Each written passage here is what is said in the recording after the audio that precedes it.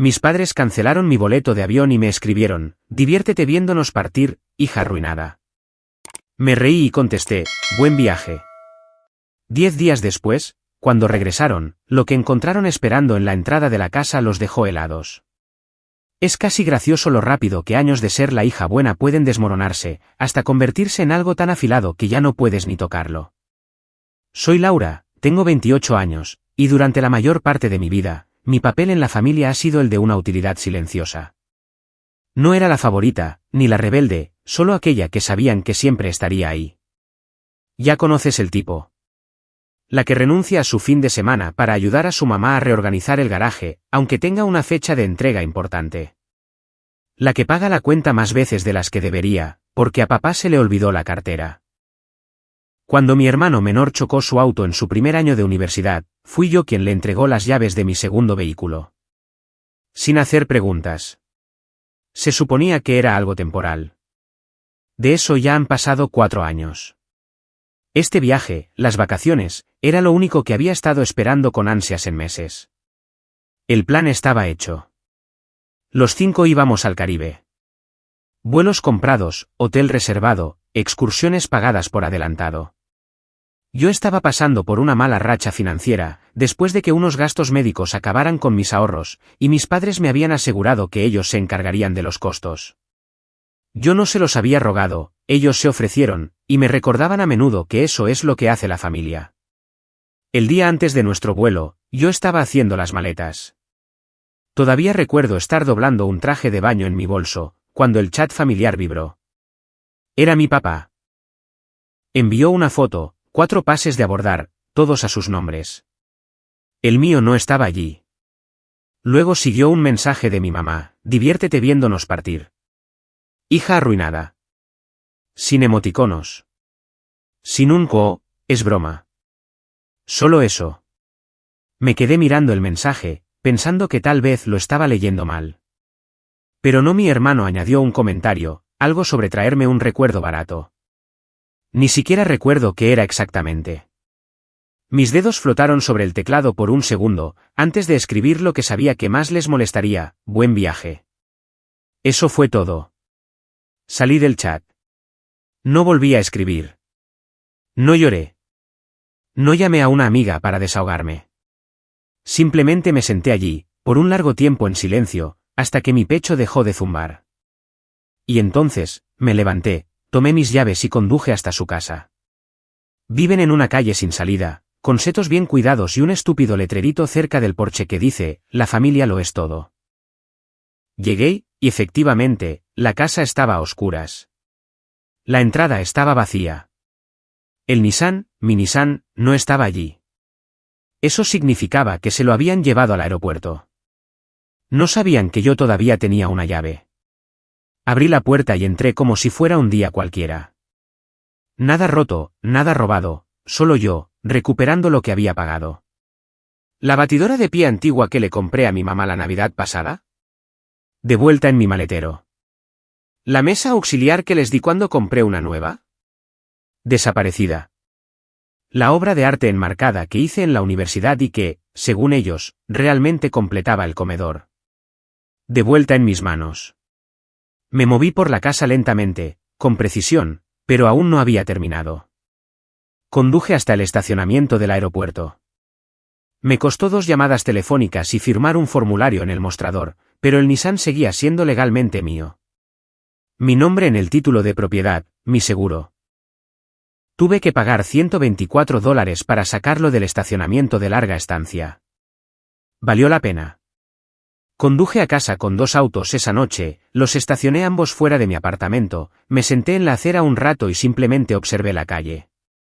No sentía ira, solo que todo había terminado. Pasaron 10 días. 10 días enteros de silencio por su parte.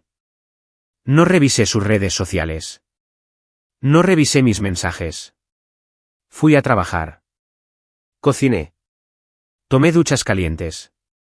Existí sin ellos. Luego, el día en que estaba previsto su regreso, lo oí. El chat familiar volvió a sonar. Primero, mi mamá: ¿dónde está el auto?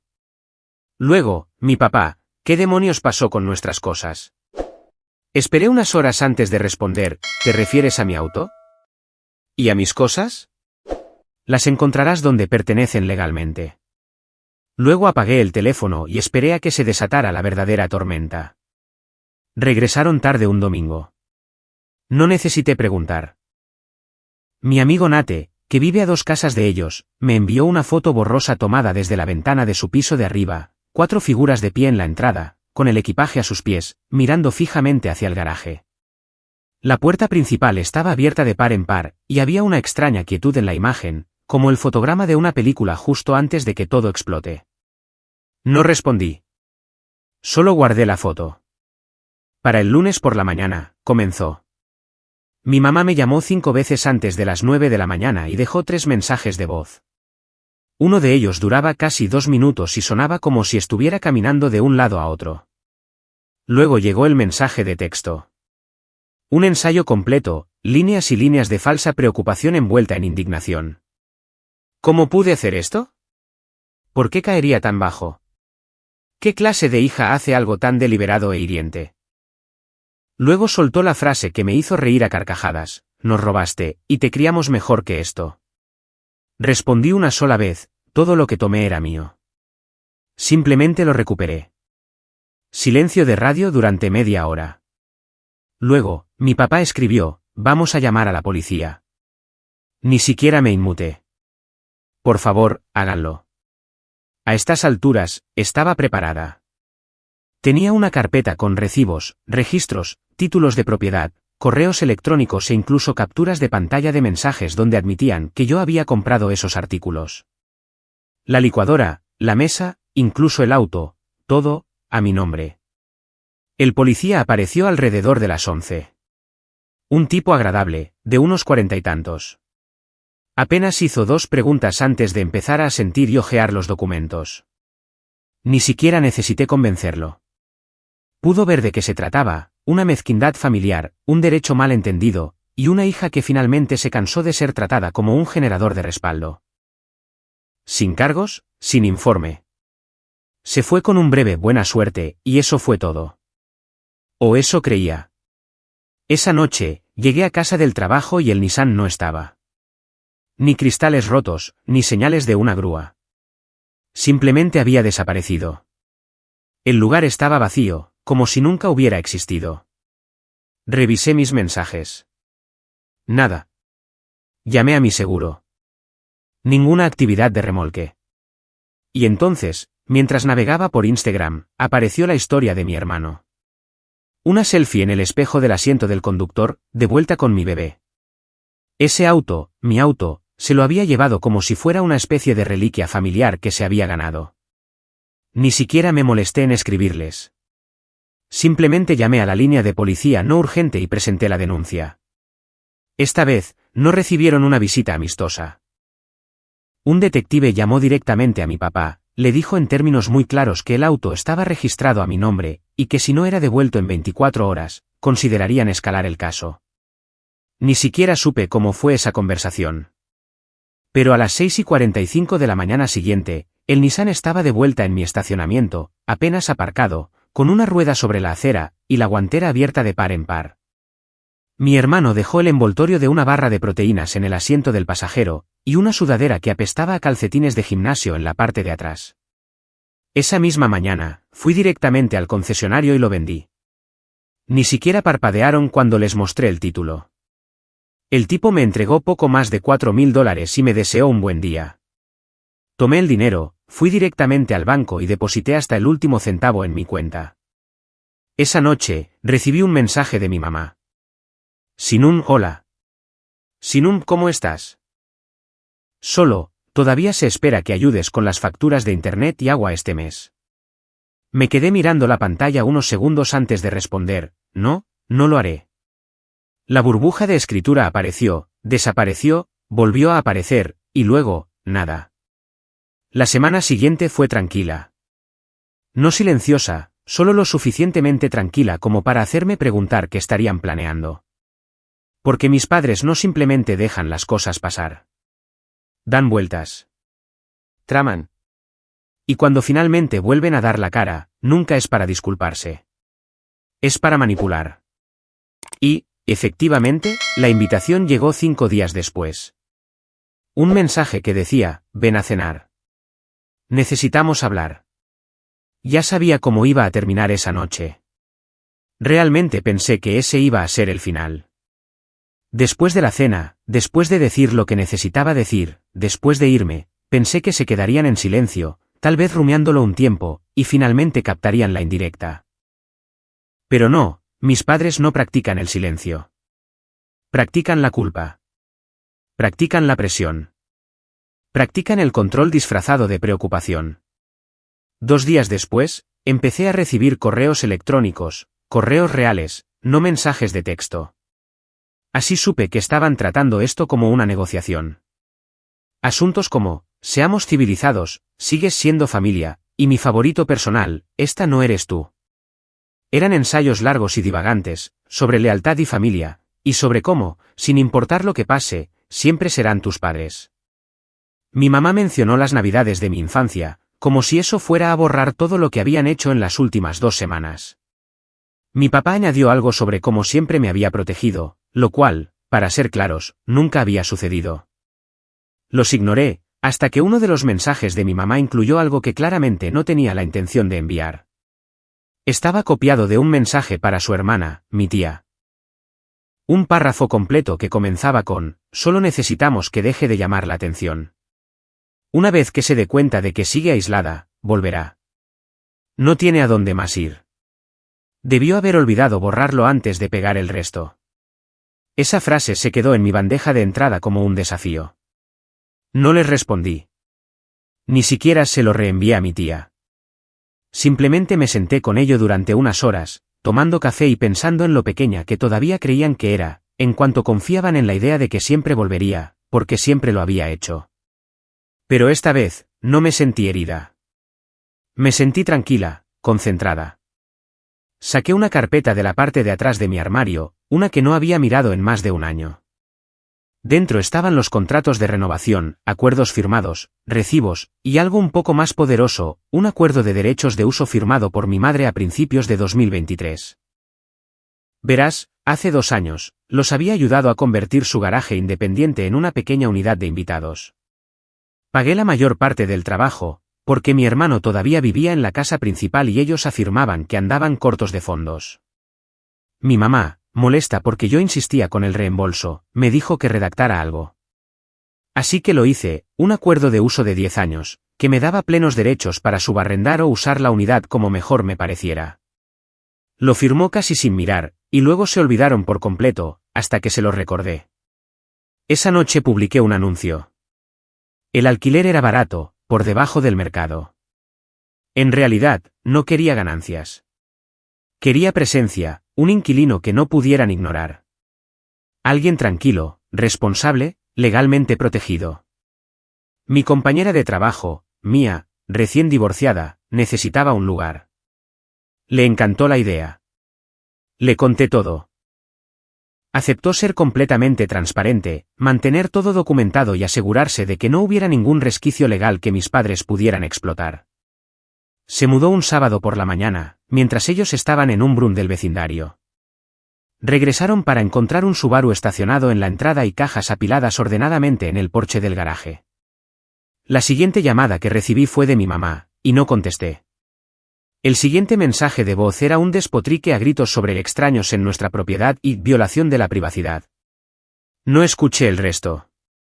En su lugar, le envié por correo electrónico una copia del acuerdo que había firmado, resalté la cláusula que me otorgaba pleno acceso y derechos de subarrendamiento, y puse en copia a un amigo abogado, por si se ponían creativos. Lo intentaron. Mi papá llamó a la policía. Mía lo manejó como una profesional. Les mostró el contrato de arrendamiento, la documentación, el contrato firmado, mi nombre, mis derechos. Todo era sólido.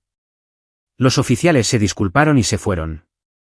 Mis padres se quedaron en su propia entrada, absolutamente impotentes, mientras otra persona horneaba galletas en lo que habían asumido que siempre sería su espacio. ¿Y la mejor parte? Ese alquiler. Cada mes, llegaba a mi cuenta puntualmente. 2 días después, recibí otro correo electrónico. Este era diferente. Era corto, una sola línea: nos has decepcionado mucho, Laura.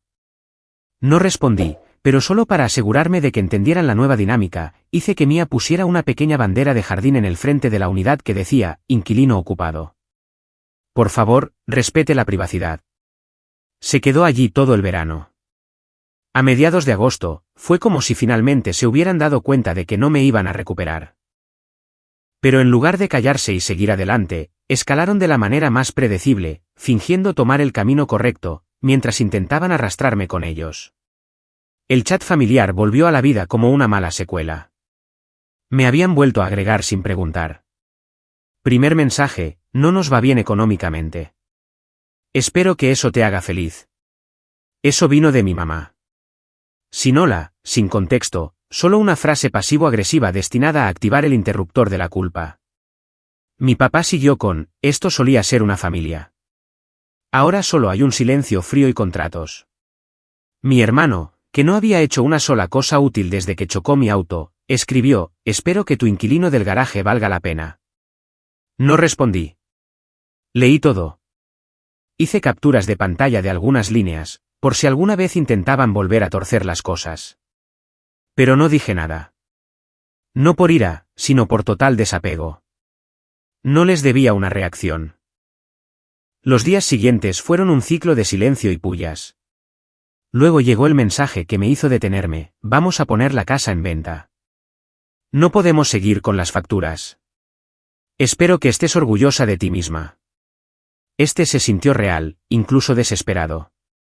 Y sí, lo comprobé. Mia me envió una foto del nuevo letrero de Se vende plantado torcidamente en el jardín delantero. Lo que no parecían recordar, o tal vez no entendían del todo, era que el contrato de arrendamiento que les hice firmar cuando financié el apartamento del garaje, incluía una cláusula de subarrendamiento de 10 años que se transfería con la propiedad. Era legal. Era hermético. No importaba quién comprara la casa. El inquilino se quedaba. Así que no, Mia no se iba a ninguna parte. Y sí, estaban vendiendo una casa con un recordatorio integrado de su fracaso, estacionado en el patio trasero. Una semana después, llegó una última invitación a cenar. Por favor, acompáñanos. Sin expectativas, solo una comida. Necesitamos hablar. Me quedé mirando ese mensaje durante mucho tiempo. Era tentador ignorarlo, pero algo en mí, no curiosidad, no sentimiento, solo este impulso de terminar las cosas correctamente me hizo ir. Llegué 20 minutos tarde. La mesa estaba puesta como si fuera el día de Acción de Gracias. Mi mamá encendió velas. Mi papá sirvió vino. Mi hermano estaba sentado allí como una estatua. Durante 10 minutos, hablaron de trivialidades, fingiendo que solo nos estábamos poniendo al día. Finalmente, mi mamá se inclinó hacia adelante y dijo: hemos cometido errores, pero la familia arregla las cosas. Luego vino la verdadera petición. Dijeron que estaban atrasados en varias facturas, que la hipoteca había subido, que no podían permitirse pagar tanto los servicios públicos como los impuestos a la propiedad, que el comprador de la casa se había echado atrás después de ver el contrato de arrendamiento. Y luego, te pedimos que ayudes, solo hasta que las cosas se calmen. No levanté la voz. No discutí. Simplemente les dije la verdad. Ustedes no quieren realmente una relación conmigo. Quieren acceso. Quieren control. Quieren que me sienta lo suficientemente culpable como para financiar su desastre. Mi papá dijo que estaba siendo cruel. Yo dije: estoy siendo honesta. No quieren una hija. Quieren un salvavidas. Ni siquiera pude terminar, antes de que mi mamá se levantara y dijera: si no vas a apoyar a tu familia, entonces tal vez no deberías ser parte de ella. Así que yo también me levanté. Eso es lo primero que has dicho esta noche que tiene sentido. Y me fui. Sin portazos, sin pausas dramáticas, solo una salida silenciosa de personas que nunca me vieron realmente como una persona, solo como un recurso. Esa noche, dejé el chat grupal de nuevo. Y esta vez, no solo salí. Los bloqueé a todos. La familia, en su mundo, siempre había significado control. En el mío, finalmente significaba libertad. Pasaron 2 semanas en silencio. Sin mensajes de texto, sin llamadas, sin golpes en la puerta. Después de la última cena, después de decirles exactamente lo que eran y de irme de la casa para siempre, bloqueé sus números, eliminé el chat grupal y configuré los filtros de mi correo electrónico para archivar automáticamente cualquier cosa con sus nombres. Pensé que ese sería el final. Pero una noche, llegué a casa del trabajo y encontré un sobre blanco liso, deslizado a medias por debajo de la puerta de mi apartamento. Sin sello, sin remitente, solo mi primer nombre escrito con esa caligrafía demasiado practicada que mi mamá solía usar para las tarjetas de Navidad. Me quedé allí, mirándolo como si fuera una trampa. Dentro había una carta, 3 páginas, escrita a mano, pulcra, tranquila, manipuladora de una manera tan practicada que casi se sentía estéril. Escribió sobre cómo las cosas habían ido demasiado lejos, cómo esto no era lo que la familia debería ser, y cómo extrañaba los viejos tiempos. Mencionó cómo solía sentarme en la encimera de la cocina mientras ella cocinaba, cómo mi papá una vez cruzó la ciudad en una tormenta de nieve para recogerme de una mala cita, cómo la familia significaba perdón. Luego vino el cambio. Escribió que estaban atrasados en los impuestos a la propiedad, que el comprador de la casa se había echado atrás después de revisar tu ridículo acuerdo de inquilino, que la presión arterial de mi padre estaba subiendo, mi hermano estaba en un mal momento emocional, y que yo era capaz de ayudar. Luego escribió la frase que me recordó exactamente quién seguía siendo ella: no nos estás haciendo daño a nosotros. Te estás haciendo daño a ti misma al darle la espalda a tu sangre. Doblé la carta y la deslicé de nuevo en el sobre. No la rompí. No respondí. Ni siquiera la llevé adentro. La dejé en el vestíbulo del edificio, encima del contenedor de correo no deseado, y subí las escaleras. A la semana siguiente, Mia llamó. Dijo que la casa finalmente se había vendido, no a un vecino ni a alguien del pueblo, sino a una pareja de Oregón. Recién casados, jóvenes, de bajo mantenimiento, ya aprobados por la asociación de propietarios. Y sí, aceptaron el contrato de arrendamiento del garaje sin una sola pregunta. Incluso le agradecieron lo bien que mantenía el espacio. El día después de que se cerró la venta, mis padres hicieron las maletas y se fueron. Sin despedidas, sin berrinches. Se mudaron antes del amanecer, según Mia, cargando el UAU en silencio y marchándose como si todo el vecindario les debiera algo.